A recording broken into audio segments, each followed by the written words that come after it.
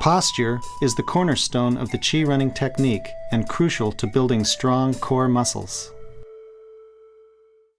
We begin with posture because it is the single most important factor in developing good running form. Running with your posture out of alignment can create tension, fatigue, discomfort, and even pain. Good posture is a straight line that runs between your shoulder, your hip bone, and your ankle. We will call this straight line your column. When your posture is aligned properly, your body weight is supported by your bones, ligaments, and tendons because they are lined up in a vertical line. Try this exercise. Stand with your best posture and walk in place by lifting your legs. Feel how minimal your muscle usage is. Now bend slightly at the waist and do the same exercise. Can you feel the increase of work going on in your quads and lower back? The further you get away from a straight line, the more work your muscles have to do. Here's how to work towards good posture. Step 1. Align your upper body and head.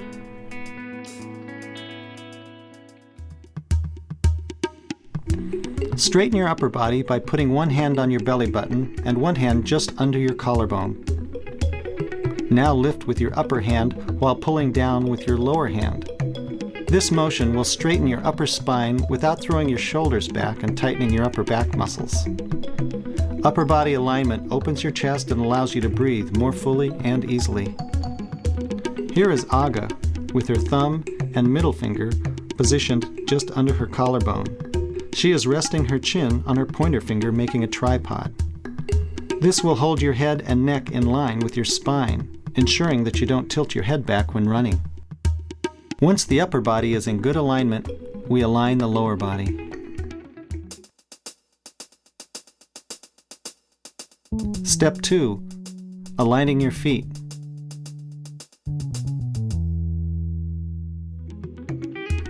Check to see if your feet are parallel and hip-width apart. If your feet turn out when you run, it will aggravate your knees, because instead of your foot landing pointed forward, your feet will land pointing out, creating torque on your knees.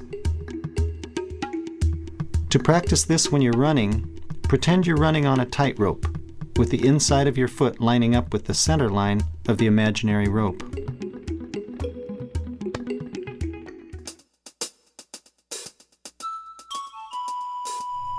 Step 3. The vertical crunch. We'll align the pelvis to ensure your core muscles are engaged so that your column stays straight while you're running. I call this the vertical crunch. With feet parallel, put one hand just below your belly button. Put the back of your hand over your sacrum, just above your tailbone. Pick up your front hand and let the back hand remain in place, which will level your pelvis and engage your core muscles. The key here is to use your lower abdominals to pick up your pubic bone to level your pelvis. Don't drop your tailbone or clench your glutes. Step 4. Connect the dots. We'll now connect the dots between your shoulders, hips, and ankles. With your upper body aligned and your feet parallel, drop your chin and look down to see if you can see your shoelaces. If you can't, your hips are too far forward. To adjust your alignment, put your fingers on your hips and move your hips back until you can see the bows of your shoelaces. Then lift your head without moving the rest of your body. At first, this may feel odd, as if you're bent at the waist. However, you are now engaging your abdominals and holding your posture straight. Once you've confirmed that your column is straight, memorize the sensation in your body. Then shake yourself out and practice it 4 or 5 times until you can move right into a straight column. Practicing this every day will build strong core muscles and improve every aspect of your life, not just your running.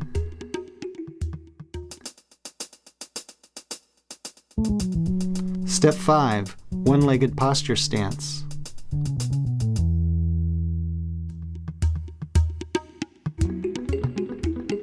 Once you feel you've got the sensation of good posture in your body, Stand with your feet together and practice the same exercise while alternately shifting your weight from one leg to the other. This will train your core muscles to hold your posture while your weight is supported by only one leg at a time. This is the one-legged posture stance.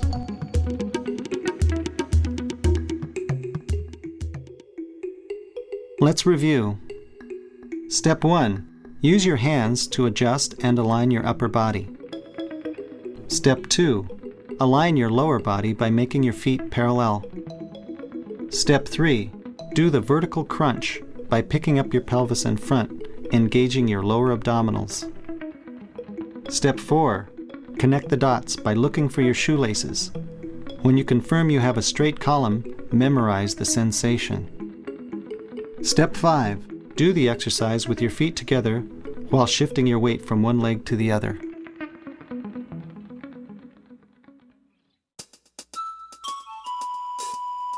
Leaning allows gravity to pull you forward.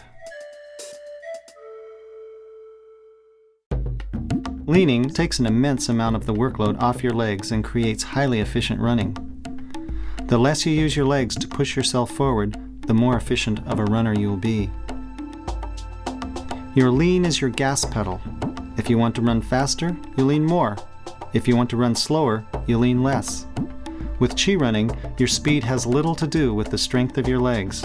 In fact, it's quite the opposite. The more you can relax your hips and legs, the easier it will be to run faster and more efficiently. The key to leaning correctly is to practice leaning from your ankles while keeping your lower legs limp. In terms of injury prevention, leaning is crucial if you want to avoid knee injuries. If you run upright, your heel will strike in front of your body, which is like putting your brakes on, creating impact on your knees.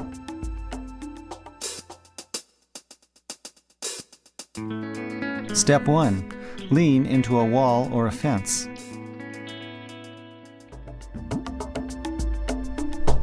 Stand with your best posture in front of a wall or a fence. Stand one shoe length away with your feet together.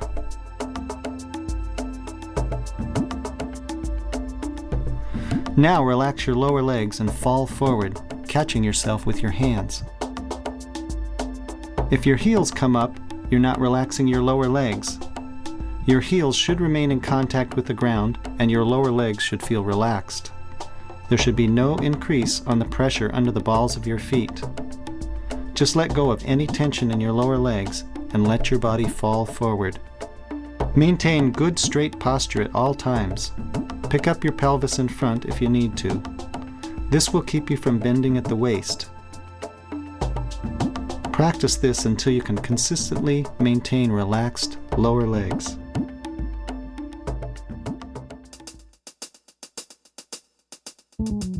Step 2.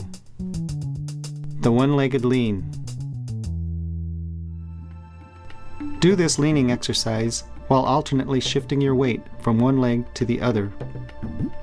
This is the same as the one-legged posture stance, except that you've added a lean, which is what you'll be doing when you're running. Here you can see the difference between running upright and running with a lean.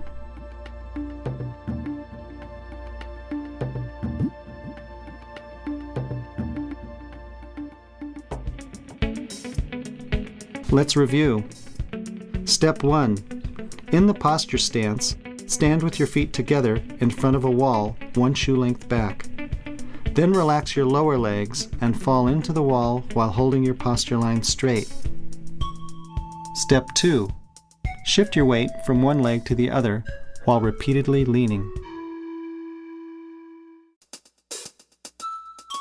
In terms of energy efficiency, it takes much less energy to pick up your feet than it does to push your body forward.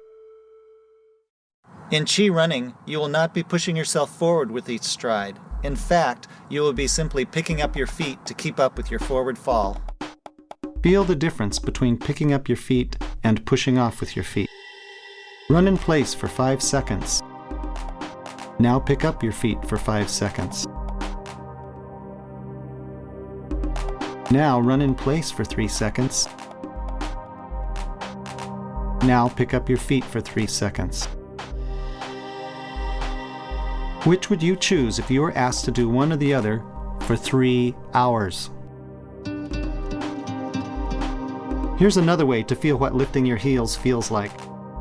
Start by shaking out your ankles to relax them. Stand with your best posture and let yourself fall forward.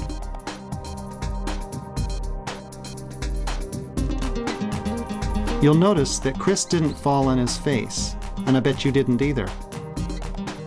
That's because he intuitively picked up his foot to catch his fall.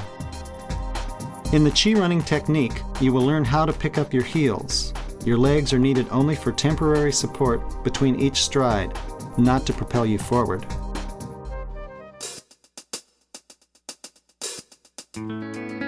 Step 1. Walking exercise. Keep your posture nice and tall and walk by picking your heel up over your opposite ankle. Now walk as you normally do. You should be able to feel the balls of your feet pressing against the ground. Now switch back to picking up your feet and feel how the ball of your foot is not pressing against the ground as much with every step. Walk this way for 20 steps, keeping your lower legs limp through every phase of your walking stride. Relax your ankles until you cannot feel the ball of your foot press against the ground. Feel how relaxed all the muscles in your lower legs are. Once more, go back to walking normally and you'll feel every muscle, ligament, and tendon in your lower legs tense up. That's a waste of energy. When you're running, your lower legs should feel the same level of relaxation as they do when you're doing this walking exercise and lifting your heels.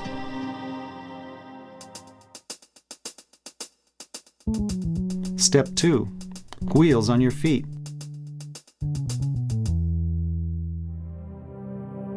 The image you want to remember is that of pedaling a bicycle, where your feet are moving in a circular motion like wheels, instead of like a pendulum.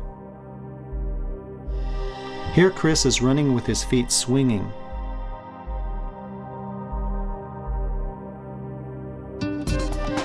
Here he is running, picking up his feet so that they move in a more circular motion, like wheels.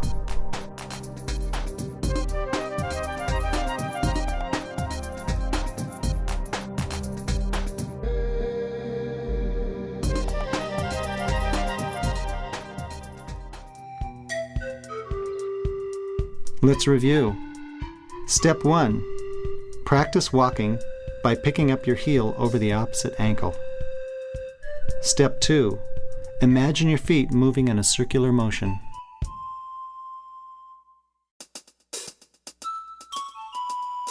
Your arm swing plays a crucial part in the Chi running technique.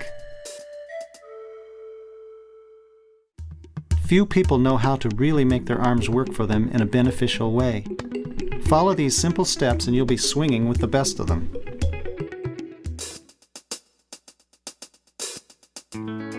Step 1. Bend your elbows. Let your arms hang at your sides and bend your elbows at a 90-degree angle. A bent arm will always swing more easily than a straight arm. Don't pump your arms or you'll be wasting your energy. Step 2. Relax your hands. Relax your hands. Hold them with your fingers softly curled inward and your thumbs on top. Pretend that you just caught a butterfly and you don't want to crush it. Your wrists should be straight and not bent backwards.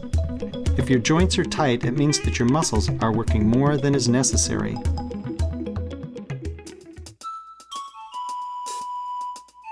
Step 3. Swing your arms to the rear. When practicing your arm swing, it's much simpler to just think of swinging your elbows instead of focusing on your arms. Swing your arms to the rear, not to the front. As your body leans forward, swinging your elbows to the rear creates a balance in the opposite direction. Don't allow your hands to fall below your waistline. The range of motion of your arm swing should be as follows. Your fingers should come back to your ribs, and your elbows should come forward to your ribs. If your arms swing forward, it will cause your legs to swing too far forward, creating heel strike. Shoulders should be low and relaxed as you swing your arms. Holding your elbows out away from your sides will create tension in your upper back and neck. Keep your elbows passing close to your ribs.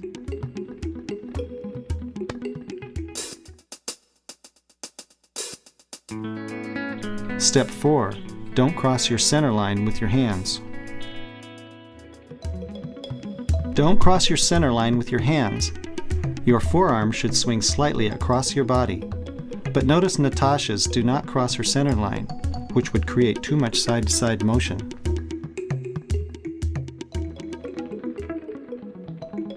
Let's review. Step 1. Bend your elbows at a right angle. Step 2. Relax your hands with thumbs on top. Step 3. Swing your arms to the rear. Step 4. Don't cross your center line with your hands.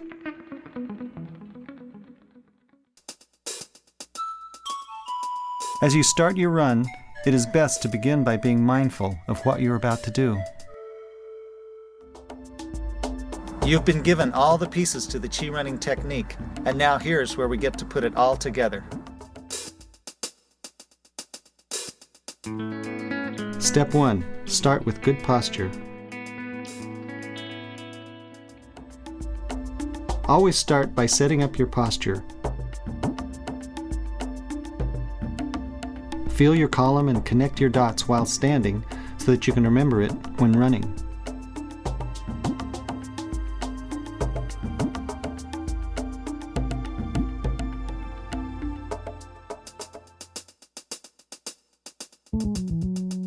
Step 2. Bend your arms.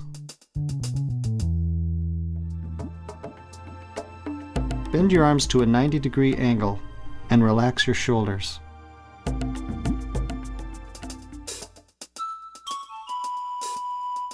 Step 3. Start running. Let yourself begin running with a very short stride length. Your arms should be swinging gently behind you. Run so slowly that your breath rate hardly increases.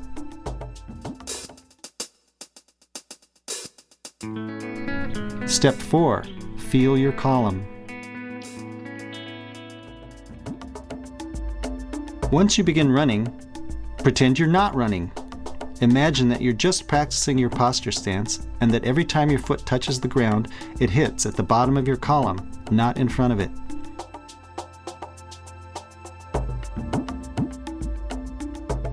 You should feel yourself hitting the ground with your midfoot, not your heel.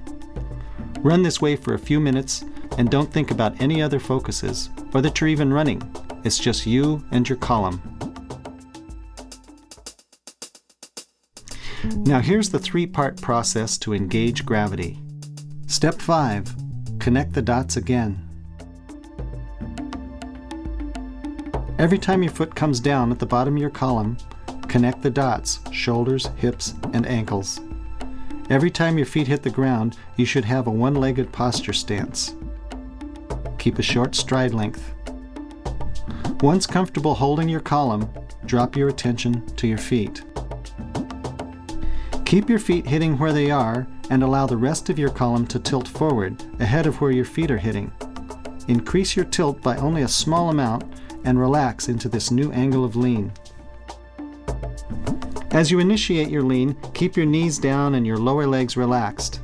Bend your knees by letting your heels come up behind you.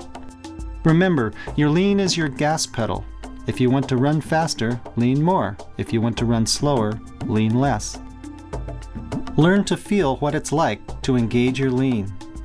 By noticing the slowdown, you'll see that you actually accelerated without using your legs to run faster. Repeat this exercise by alternately tilting forward and then letting off.